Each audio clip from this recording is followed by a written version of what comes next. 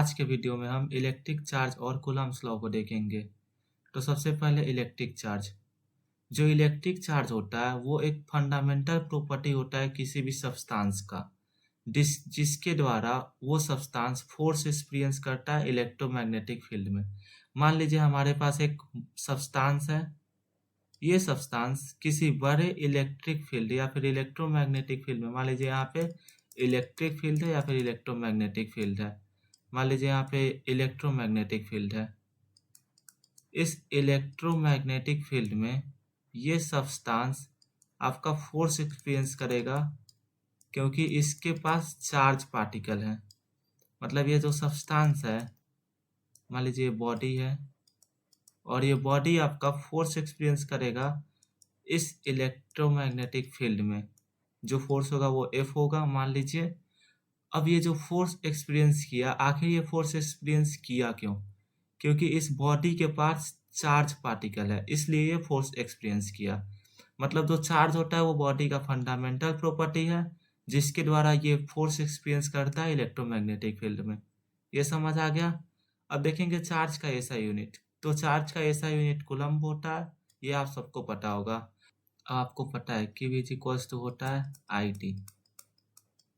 तो अगर हम Q इज इक्वल्स टू लिखे फिर से I का ऐसा यूनिट क्या होता है? एम्पियर। I यहाँ पे करंट है और टाइम का ऐसा यूनिट सेकेंड, यानी कि Q इज इक्वल्स टू क्या हो जाएगा? एम्पियर इनटू सेकेंड, और इसी को हम कूलम्ब बोलते हैं। अब हम देखेंगे कि 1 कूलम्ब क्या होता है। तो जो आपका 1 कूलम्ब होता है वो इक्वल होता है 1 एम्पियर करंट को अगर 1 सेकेंड के लिए पास किया जाए तो जो चार्ज ट्रांसफ़र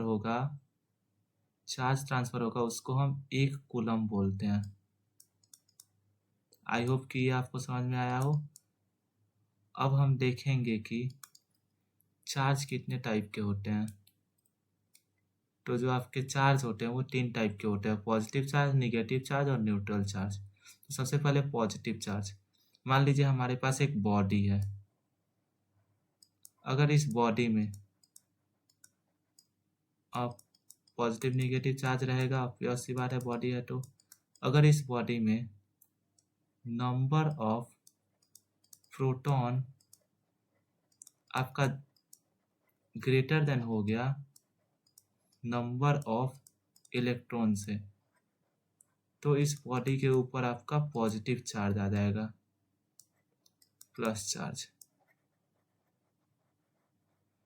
अब मान लीजिए अगर नंबर ऑफ प्रोटॉन और नंबर ऑफ इलेक्ट्रॉन से इक्वल हो, तो अगर ये बॉडी आपका लॉस ऑफ इलेक्ट्रॉन करेगा, लॉस ऑफ इलेक्ट्रॉन, तो इस बॉडी के ऊपर आपका पॉजिटिव चार्ज हो जाएगा। यानी कि जो पॉजिटिव चार्ज होता है उसमें number of protons number of electrons से ज़्यादा होता है। ये काफ़ी इंपॉर्टेंट है। अब हम देखेंगे निगेटिव चार्ज को। तो जो आपका निगेटिव चार्ज होता है इसमें आपका नंबर ऑफ इलेक्ट्रॉन जो होता है वो आपका ज़्यादा होता है नंबर ऑफ प्रोटॉन से। यानी कि अगर कोई बॉडी है और ये बॉडी अगर ये इलेक्ट्रॉन अगर आपका गेन करता है, यानी कि अगर ये बॉडी इलेक्ट्रॉन गेन करता है, गेन ऑफ इलेक्ट्रॉन, तो इस बॉडी के ऊपर आपका निगेटिव चार्ज आ जाएगा, निगेटिव चार्ज। अब हम देखेंगे न्यूट्रल चार्ज क्या होता है।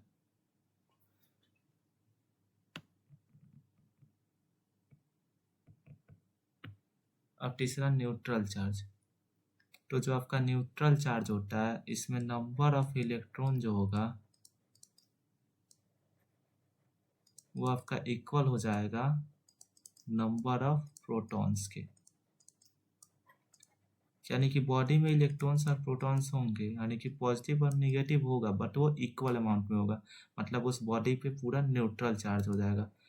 मतलब इसमें आपका पॉजिटिव जितना है उतना नेगेटिव है, बॉडी में जितना पॉजिटिव होगा उतना ही नेगेटिव होगा, तब ये बॉडी जो होगा वो न्यूट्रल हो जाएगा। आई होप कि आपको टाइप्स ऑफ चार्ज समझ में आया हो। अब हम बात करेंगे कूलम्ब्स लॉ की। तो जो आपका कूलम्ब्स लॉ होता है, इसमें सबसे पहले हम दो चार्ज पार्टिकल्स को लेते हैं। मान लीजिए कि एक चार्ज पार्टिकल्स Q1 है और दूसरा चार्ज पार्टिकल्स Q2 है। ठीक, अब मान लीजिए इनके बीच का जो डिस्टेंस है वो आपका R है। तो जो आपका कूलम्ब्स लॉ होता है, इसमें जो फोर्स का मैग्नीट्यूड होता है, मैं मैग्नीट्यूड की बात कर रहा हूँ, डायरेक्शन की नहीं।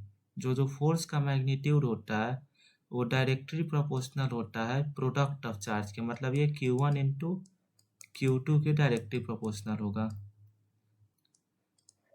मान लीजिए ये इक्वेशन 1 हो गया। अब जो फोर्स होता है वो फिर से इन्वर्सली प्रोपोर्शनल होता है 1/r² के। मान लीजिए इक्वेशन सेकेंड हो गया। जब हम इन दो इक्वेशन को मर्ज करते हैं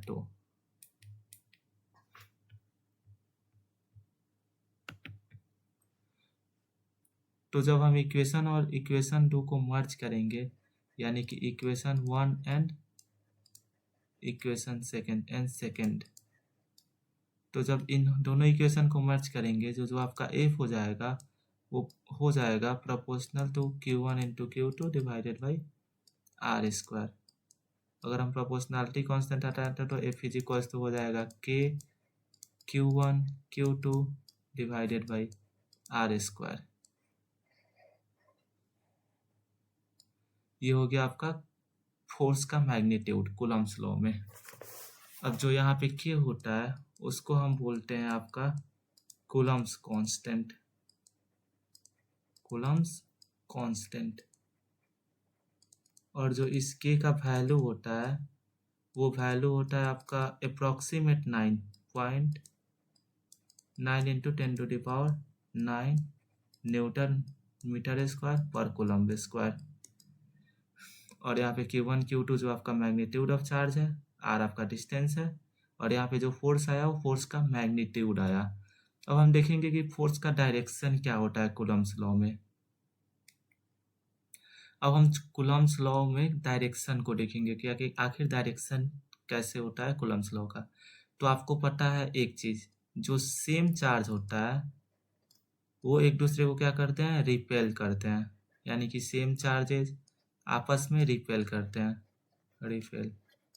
और जो आपके अपोजिट चार्जेस होते हैं वो क्या करते हैं, अट्रैक्ट करते हैं।